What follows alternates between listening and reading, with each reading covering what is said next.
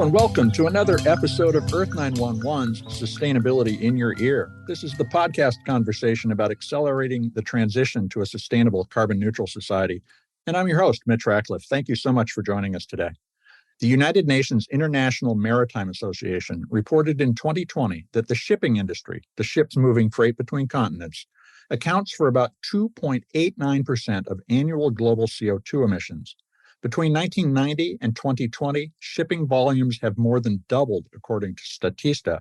And during the COVID-19 pandemic, shipping grew faster at as much as a 16.4% per year growth rate. And that's according to the U.S. International Trade Commission. So there's a lot of shipping going on, and it's very polluting. Ship It Zero, a nonprofit coalition of environmental, public health, and shipping experts, reports that the shipping emissions of just 15 retail companies, including Walmart, Amazon, and Target, are responsible for 12.7 million tons of CO2 each year, and as much particulate pollution as the entire U.S. mining industry. We're joined today by Eric Leveridge, the Pacific Environment Lead at Ship It Zero, to talk about how consumers can exert their influence to change dirty shipping practices. And we'll also focus a bit on Amazon. The company recently reversed one of its climate pledge commitments that would have made half of its shipping emissions-free by 2030. As reported by Business Insider, Amazon's reason was, and I quote, "We realized that it no longer made sense to have a separate and more narrow shipment zero goal that applied to only one part of our business, so we've decided to eliminate it," unquote. Ship It Zero is calling on Amazon to reinstate its 50% net zero shipping goals. Now, shipping has many routes to achieving lower emissions, including the use of hydrogen or ammonia-based fuels, augmenting engines with wind power, and the addition of emissions scrubbing technology to the smokestacks that capture and sequester carbon, sulfur oxide, and nitrous oxide emissions instead of letting them escape into the atmosphere. Eric joins us today to explore the challenge of lowering retailers' shipping-related emissions and to tell us about Ship It Zero's recommendations. You can learn more about Ship It Zero at shipitzero.org. Ship It Zero is all one word, no space, no dash, shipitzero.org, which also features several useful ebooks for those of you who want to read more about shipping emissions and pollution. Welcome to the show, Eric. How are you doing today? I'm doing great. How are you? I am well. Thank you for joining me. The work that Ship It Zero is doing is really important, and it covers an area that, for the most part, lies behind a veil of ignorance for most of us. So I'm wondering, for those of us who have not been tracking shipping since the 1980s, how has this industry changed, and what do the emissions look like today compared to, say, for instance, countries? Where would it rank? Sure. Obviously, it depends on what particular kind of measure you're using, but global shipping has grown over 25 times since 1980, due both to technological advances, but also just the general globalization of trade. And at this point, container ships do move roughly 90% of global trade. A few decades ago, you'd be looking at significantly less because there was more trade based on countries that had contiguous boundaries, but that's really shifted since the 1980s. And in terms of emissions, maritime shipping accounts for roughly the same amount of emissions as Germany in any given year. So one of the more developed economies in the world. And overall, global shipping accounts for about 4% of total global carbon emissions, which may not sound like a lot, but it truly is. It's certainly, compared to, for instance, cement, which is one of the largest individual contributors, that's pretty close. And so this is an area of serious concern. Tell us about the makeup of shipping emissions. How does, for instance, sulfur oxide and nitrous oxide, in addition to CO2, impact the environment? Sure. So the vast majority of container ships run on heavy fuel oil, which is widely regarded as the dirtiest fuel in the world. So in addition to particularly high CO2 emissions, you do have nitrogen oxides, sulfur dioxides, and particulate matter. These are air pollutants that have a terrible impact on public health in particular, including lowering life expectancy and higher rates of childhood asthma and cancer in poor communities. It's a huge environmental justice issue, as the majority of port adjacent communities are working class BIPOC communities.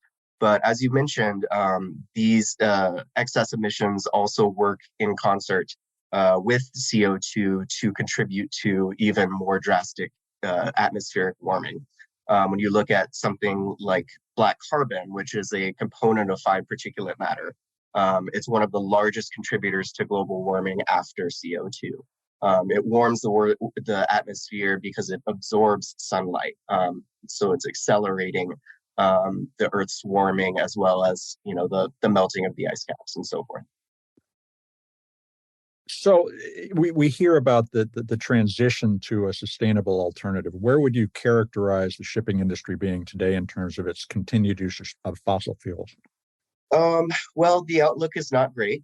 I will say that the overwhelming majority of container ships are still running on heavy fuel oil, and even if you're looking ahead at what we call the global order book for new ships that are being built, as of a couple of months ago, there were over 600 ships in the pipeline that will run on heavy fuel oil, compared to 120 for liquefied natural gas and only 76 for methanol fueled ships, which is an actual cleaner fuel.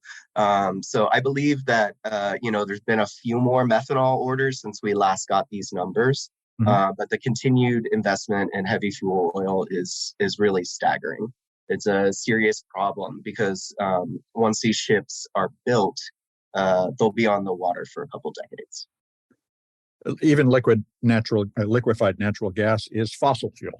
Exactly. What I hear is overwhelmingly, we're talking about a fossil fuel driven industry. And one of the things I noticed in reading the report, your Shady Ships report from a couple of years ago specifically, is that the oil industry is both the shipping industry's biggest supplier and biggest customer, accounting for 40% of shipping traffic.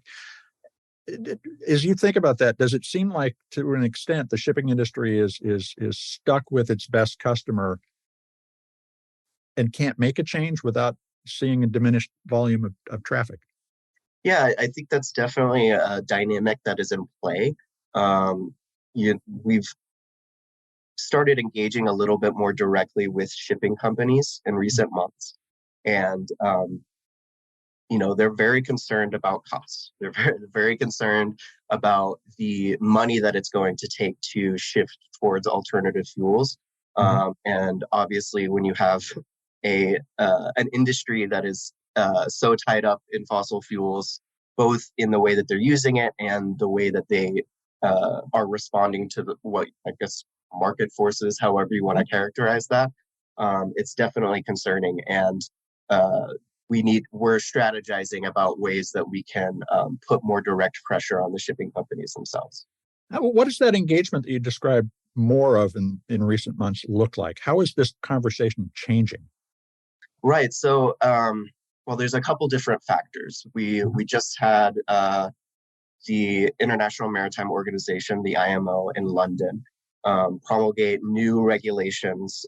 They're not binding, unfortunately, but there was some progress made in terms of forcing decarbonization with interim goals for 2030, and so there's a little bit more of an incentive there now, and there's a little bit more public attention being paid to this industry. The other aspect of it is that we, as Ship at Zero, actually next week on August 3rd, we're releasing our first report card, where we're looking at the 18 retailers that we have been focused on in terms of their ocean shipping emissions, but also the 10 largest shipping companies. And so as we've done some evaluation and looked through their climate commitments and decarbonization pathways, we've sent them their scores and asked to speak with them about and do they want to talk? Not all of them, certainly not, but actually had a conversation with one of the major shipping carriers Tuesday evening. And one thing that really struck us is that they are starting to realize that people are going to be paying attention. And hopefully we can use that as a way to spur more rapid decarbonization, because a lot of the theory behind the theory of change for us for the Ship It Zero campaign is that um, these shipping companies have kind of operated in anonymity, and most people, certainly in the United States, because none of them are headquartered here, um, folks don't really know what they're up to. But now that we're starting to shine a bit of a more, and that's so excuse me. So that's why we've focused on the retailers because Mhm. folks know who Walmart is. They're the biggest customers. Exactly. And so we're trying to create demand on that side. But as we're creating that demand, we need to also focus on the shipping companies so that they understand both that the demand exists from their customers, but also that the public is going to be paying attention to how quickly they're taking steps to decarbonize.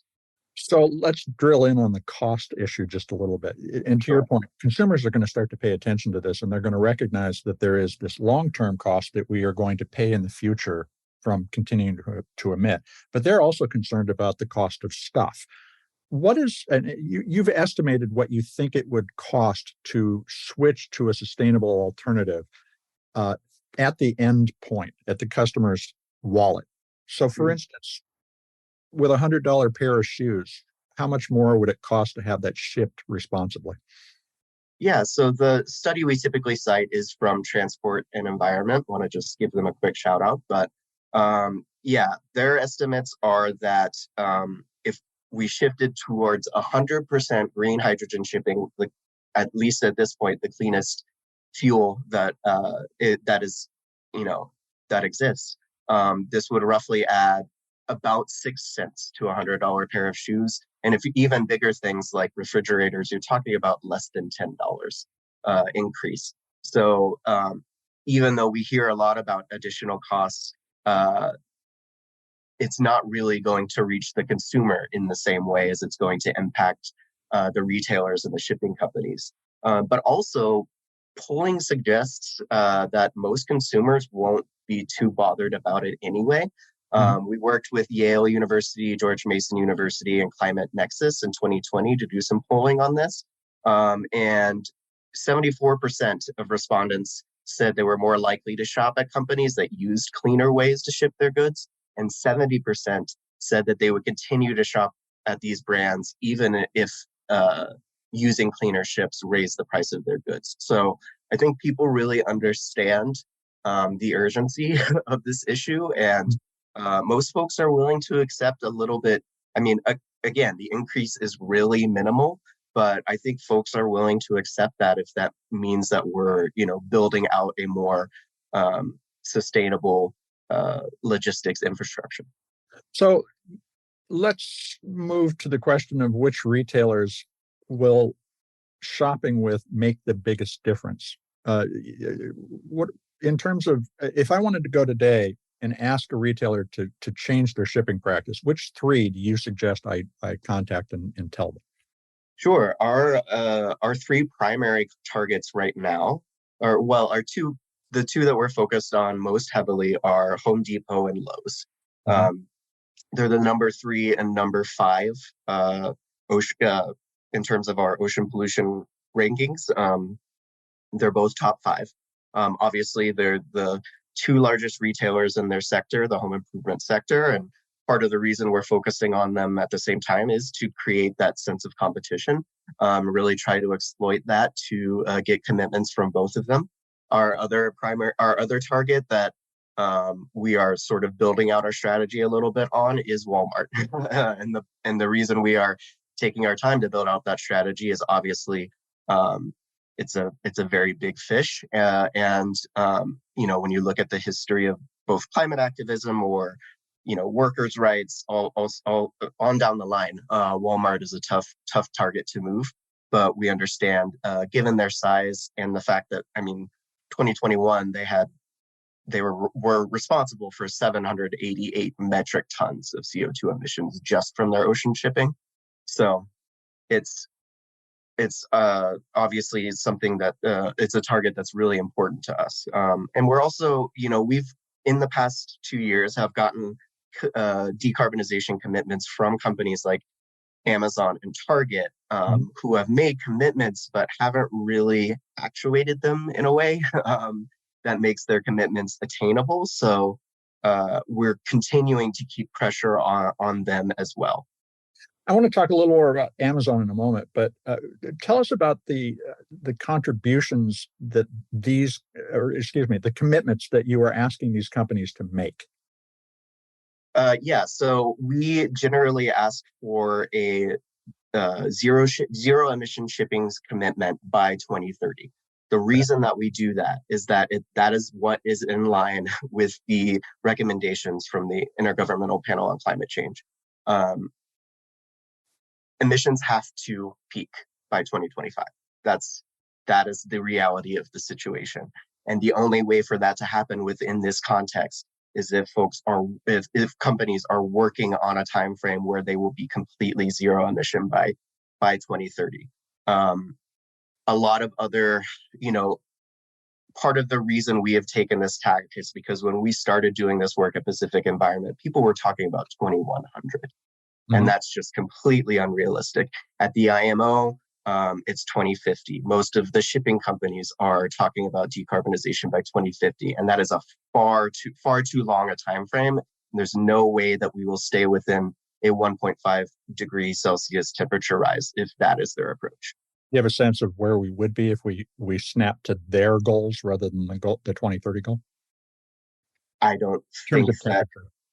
I don't know exactly what the temperature rise would look like, but I would characterize that as a pretty catastrophic pathway.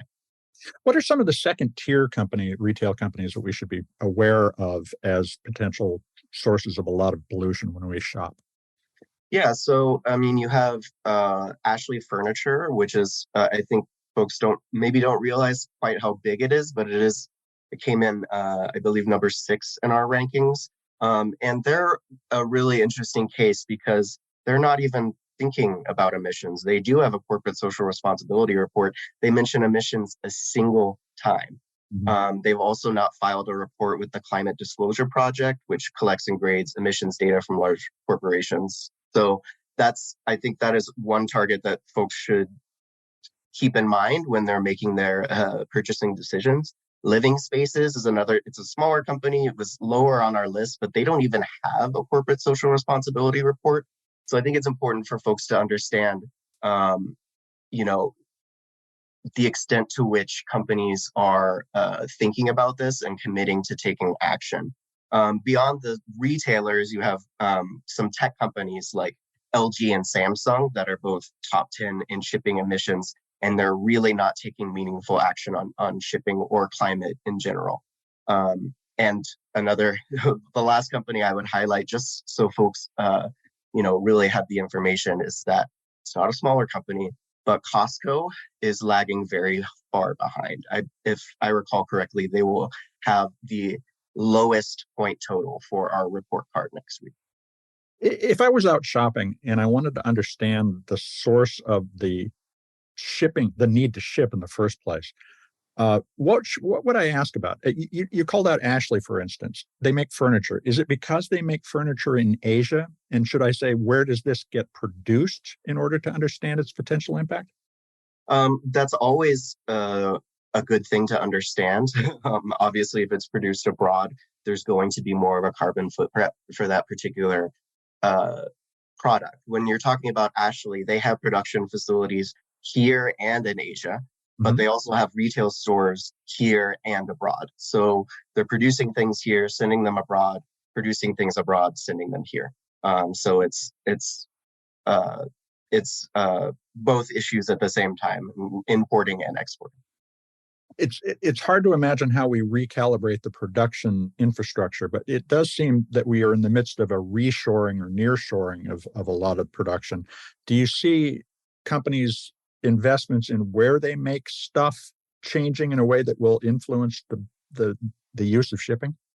I can't say that that's something I can speak to specifically, but I would say that when we're thinking through our overall framing for both the Ship at Zero campaign and all of our climate work, that's something that we're trying to emphasize moving forward, that we should be focused more on local production, making local economies of scale, as well as degrowth. Part of the issue here is that we're collectively, as a global society, we are producing more than we need, and we are sending those things abroad across the world to sort of support the economic system as it exists today. And really, if we were going to have the kind of impact that we need to have on global emissions, we need to rethink the way that the economy functions. Well, there's no simple question in that answer. If you're looking for quick answers from me, unfortunately, they won't be coming. Well, let me take a quick commercial break and we'll talk Sure. more about some of those answers. We'll be right back. Hey, extended producer responsibility change makers, let's unite. Meet me and the Earth911 team in Portland, Oregon this September at the 2023 U.S. Product Stewardship Forum, the nation's only conference dedicated to EPR legislation and best practices. The circular economy is being crafted today, brick by brick, with EPR legislation, and packaging recycling efforts are leading the way. 2022 saw unprecedented momentum, with 18 states considering over 60 EPR bills, and 6 became law. This year in Portland, you'll find exclusive insights from globally recognized EPR experts. The Product Stewardship Institute invites you, the movers who will shake their regional recycling and composting systems with new ideas. Network.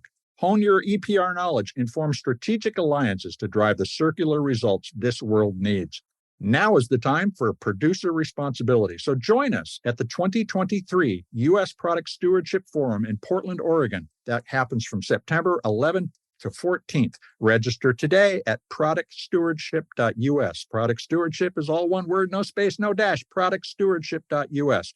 Be a part of the solution, because stewardship starts with you.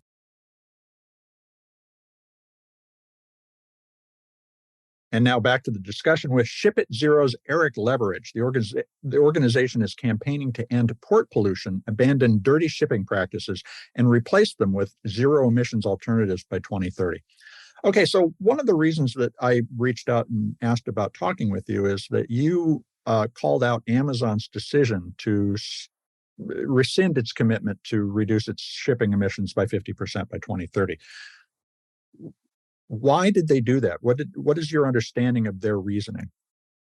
I think their public reasoning was that they did not actually disregard their commitment, and that they just grouped it in with their broader climate commitments, which I believe is carbon neutrality by 2050, might be 2040. So I apologize if I have that date wrong. But really, it's concerning because the urgency for bold climate action and rapid decarbonization has only increased since they made their original commitment. It's also troubling because this commitment was quietly deleted from their website and had to be unearthed by a reporter. So, in terms of transparency and actual commitments to climate action, it's really hard to see how Amazon is really walking the walk versus talking the talk. Amazon falls right in the middle of your rankings. Of the 15 that you called out, it's number 7, almost in the middle. Where do they fall in terms of their efficiency of shipping? Have you looked at this in terms of carbon intensity? And is Amazon in some way better than it appears, and therefore they can step away from that commitment while continuing to make progress that will meet or exceed the commitment? Well, the thing about Amazon is that while they have filed reports with the Climate Disclosure Project, they actually requested that those reports not be public. The reporter who unearthed this commitment being deleted from their website had also done reporting on how their emissions reporting was inaccurate. So when you're looking at those kinds of things, it obviously raises concern, and it's really hard to tell where they are at in terms of their emissions, their efficiency, and their overall carbon intensity. I would also note that Amazon actually owns its own shipping company, Amazon Global Logistics. And as far as we are aware, that company does not offer low emission options for customers. So it's really hard for us to look at these collective circumstances and uh, conclude anything other than uh, Amazon, at the very least, not being transparent. Um, but also, it really raises questions as to how committed they actually are. The idea of having a disclosure which is not public flies in the face of reason. Exactly.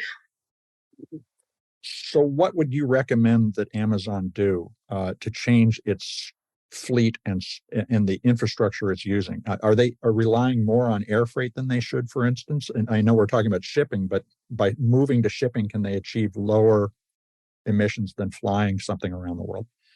I mean, there are, at least in my understanding, better low or zero emission fuel options for ships than there are for air freight at the moment. And also, you have, I mean, a lot of companies, some companies at least, like IKEA specifically, part of their approach has been shifting cargo to trains, and specifically in Europe, where trains are much less carbon intensive than here in the United States. So I think it's a really it's a companies need to be taking a comprehensive strategy and thinking through every possible option they have for decarbonization, and um, that includes land freight as well. You see some companies investing in zero emission trucks and things like that, though unfortunately some are also still relying on natural gas for that. But we're really looking, I mean, obviously our focus is on maritime shipping, but when you're talking about uh, decarbonization of shipping, that can include other potential logistical approaches. And obviously, while our focus is on shipping, we would like to see companies decarbonize their entire logistics operation and their entire supply chain. Now, you mentioned several different fossil fuel based approaches to moving a ship, liquid natural gas, heavy fuel oil, and so forth. What can these technologies be replaced in the current shipping with ammonia or hydrogen based fuel sources? Um, there exist retrofits that companies can do with their current ships, that can be used to utilize these other fuels. And also we're really focused also on new builds.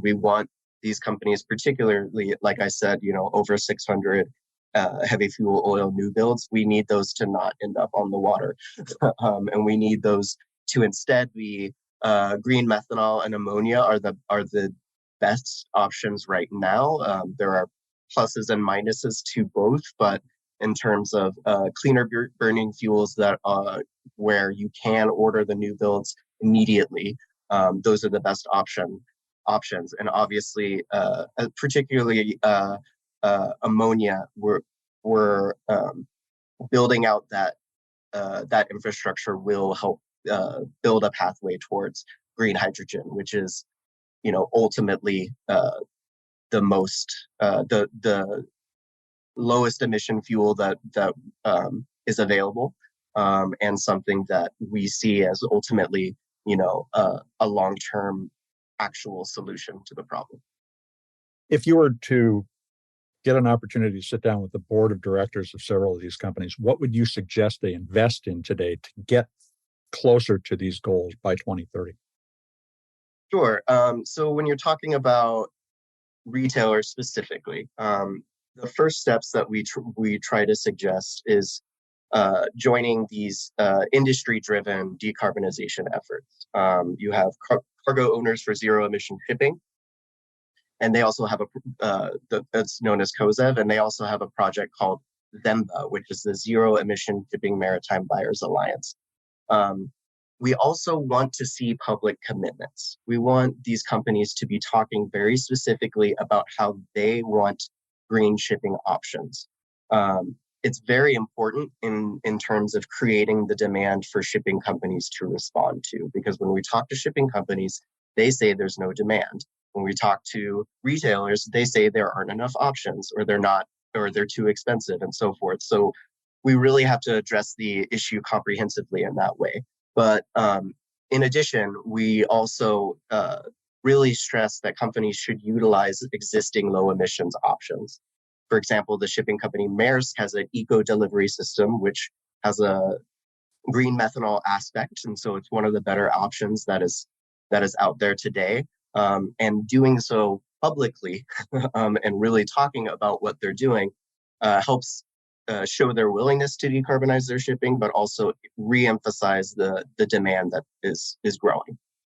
Is there a resource that a consumer can use to understand which shipping modality their retailers use, and so that they could, for instance, ask for that Maersk choice?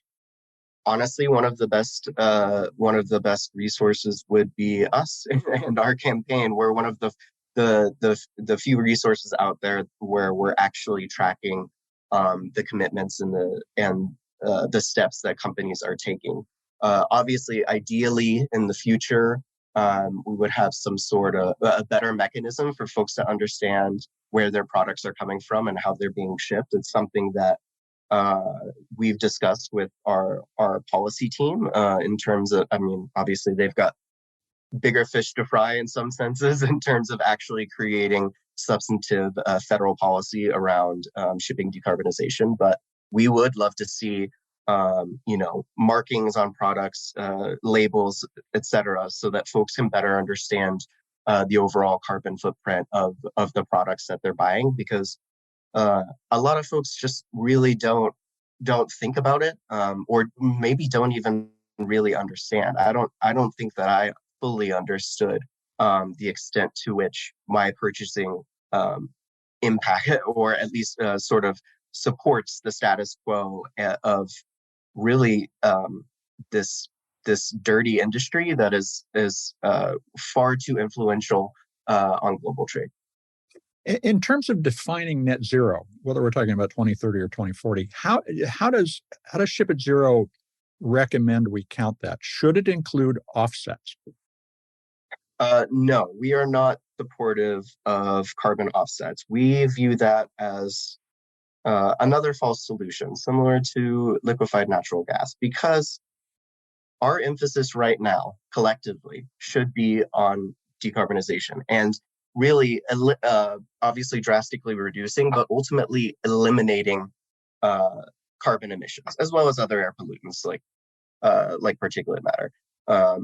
That has to be the emphasis, and anything that is preventing that from being front and center and giving companies an out from decarbonization to just say, oh, well, we'll pay extra taxes, we'll plant some trees.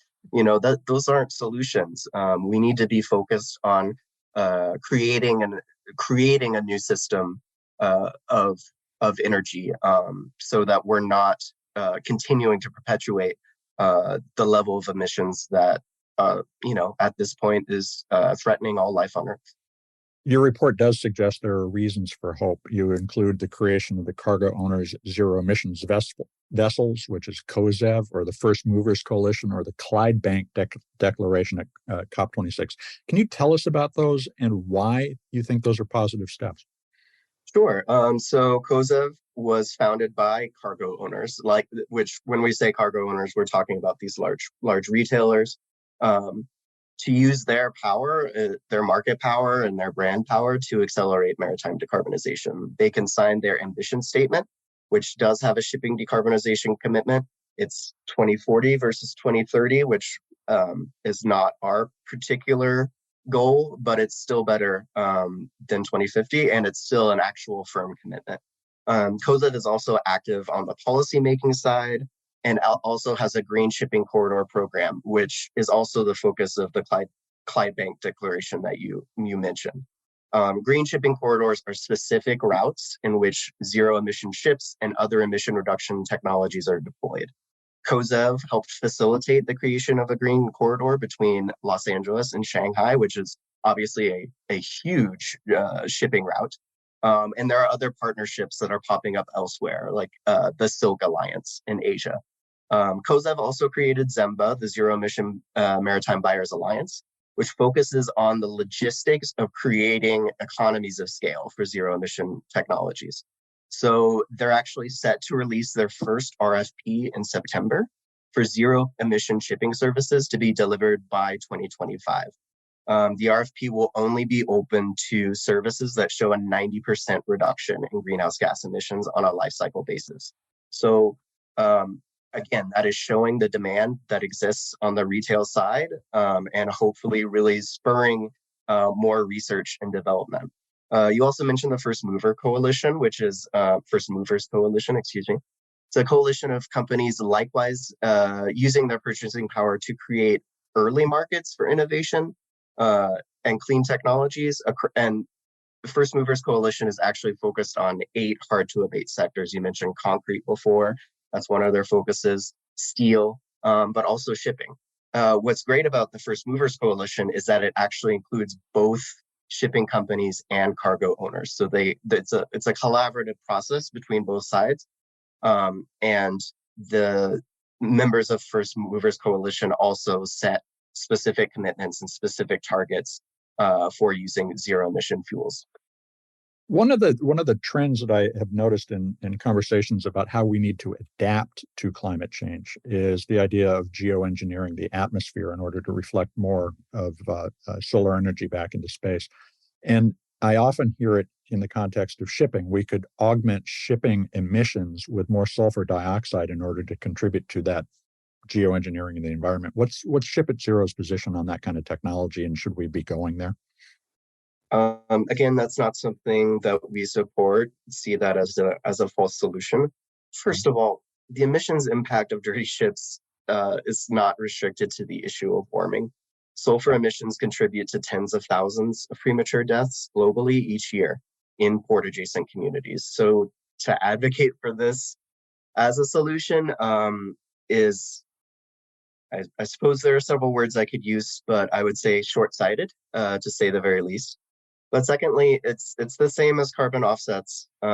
We should be doing everything in our power to limit and ultimately eliminate emissions, both air pollutants and greenhouse gases. In my view, once we've reached that point, we can discuss how to reverse the widespread damage that has been done. But that should be our emphasis, and that should be our North Star moving forward. In lieu of the certification label that you were talking about before that would demonstrate that this was shipped cleanly, what can our listeners do today to act to bring these companies to heel and recognize their responsibilities? So I would encourage folks to visit shipatzero.org. We are driving letters to our current primary targets, Home Depot and Lowe's. We've sent thousands at this point, and in conversation with staff from one of those companies, they're paying attention. They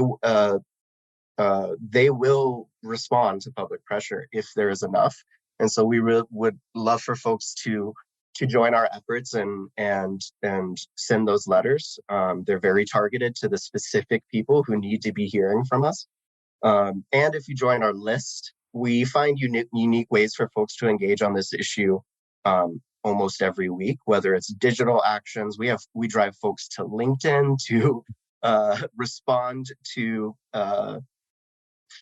C-suite executives saying they're committed to climate action, things like that. Really amping up that public pressure. And obviously, if folks want to follow us on Twitter and Instagram, it's at ShipItZeroCrew. But also, we want folks to be engaged around this issue as possible. So I would urge folks to reach out if this conversation has sparked something in you as a listener, or specifically if you live in a port community. We want to work with you. We want to plug you into our work. We're hoping to expand our campaign in the next year, and we're always looking for enthusiastic folks who want to support the work, because it's not just about letters and tweets and videos. We do incorporate direct actions into our strategy, and are always looking for folks who want to come and support at a rally, speak, engage however they feel comfortable. But we really need to build that sort of critical mass of public support and public pressure in order to move the corporate targets that we have that have been resistant so far. Well, I hope that you see some of that traction from this conversation. And thank you very much, Eric, for spending time with us today. Thank you for having me. We've been speaking with Eric Leverage, the Pacific Environment Lead at Ship It Zero. And you can learn more about the organization and join its outreach campaigns at shipitzero.org. Ship It Zero is all one word, no space, no dash, shipitzero.org. And if you're looking for a useful introduction to the environmental impacts of shipping and how the industry can be decarbonized, check out Ship It Zero's All Brands on Deck ebook. It's free, and you can find it on the website's homepage. The take-make-waste economy has kept most of its environmental and social impacts out of consumers' view for decades. We need to start asking questions when we shop in order to begin the conversation and clearly communicate our concerns about our environmental impact to the retailers and the manufacturers we buy from. The clearest signal is to reduce consumption, but we can't simply quit these habits. When you tell a retailer that you didn't buy because they don't provide information about the impact of manufacturing, shipping, and using a product, you send a clear signal that, like an electric shock, can change the consumer-retailer relationship. Speak up. Ask questions and do your research. If you cannot find the information you need in Ship It Zero's reports, ask the store manager at Walmart, Lowe's, or Home Depot, or any of the other retailers we discussed today for help understanding the impact of the purchase you're considering. It will take time, but if enough of us ask as customers, any retailer will take notice. So we'll continue to cover this as usual. Stay tuned, folks. It's going to be quite a ride. I hope you take a moment to share this podcast or any of the more than 400 we produced on sustainability in your ear with your friends, your family, your coworkers, people you meet on the street. And if you write a review on your favorite podcast platform, it will help your neighbors find us. You folks are the amplifiers that spread more ideas so we can create a less wasteful world. Tell your friends that they can find us on Apple Podcasts, Spotify, iHeartRadio, Audible, or any of the other fine purveyors of podcast goodness. Thanks, folks, for your support. I'm Mitch Ratcliffe. This is Earth911, and we will be back with another innovator interview soon. In the meantime, take care of yourself, take care of one another, and let's all take care of this beautiful planet of ours. Have a green day.